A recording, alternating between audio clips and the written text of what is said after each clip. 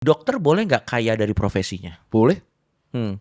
Karena tujuan kita, wah ini aku kesel banget kalau ada yang bilang dokter itu adalah panggilan. Ya.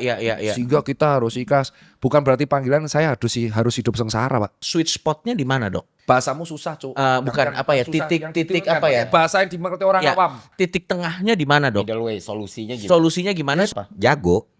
Apa? Main cantik. Enggak jadi jago. Jago. Oh, jago skillnya bagus gitu. Kemampuan, kompetensi. Jadi dia bisa narif mahal dan itu konsensual. Ya.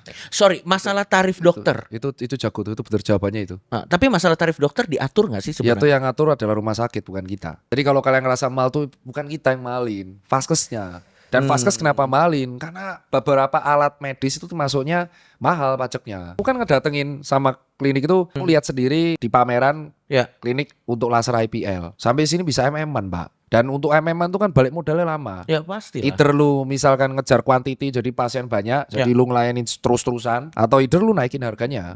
Oke. Jadi memang betul kata dia. Jadi kalau misalkan sweet spotnya gimana titik tengahnya? Ya. Titik tengahnya adalah integriti masing-masing dokter tersebut. Gimana kita bisa mengatur keinginan mereka untuk memperkaya secara duniawi? Nggak bisa. Nggak bisa. Nah, tapi dosen kita, ini aku kritik nih. Ini yang aku kritik di tahun 2012 yang membuat aku dikeluarin dari ruang kuliah. Aku Oke. masih ingat.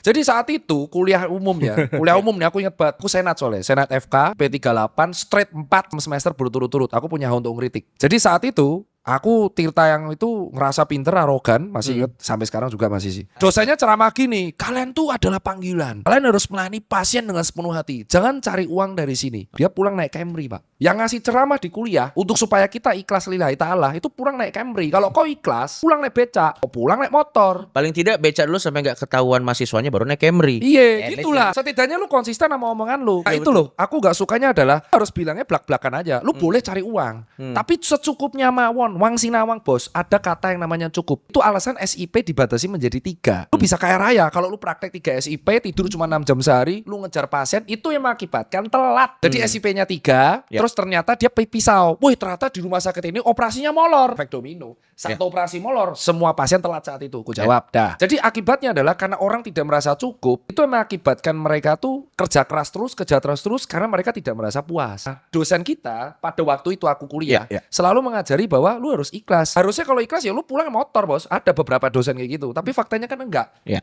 Jelas-jelas di foto pakai Harley 6. Ceramah soal keikhlasan. Kontradiktif dong. Itu yang akhirnya membuat generasiku itu sangat vokal. Oke. Yang kritik itu rata-rata generasiku semua kan. Jadi boleh gak dokter memperkaya? Ku jawab dengan tegas, boleh. Boleh, kau memperkaya terserah. Semakin pinter kau, semakin kaya kau. Cuman, tolonglah, kayanya jangan dari jual bekerja sama komisi dengan obat.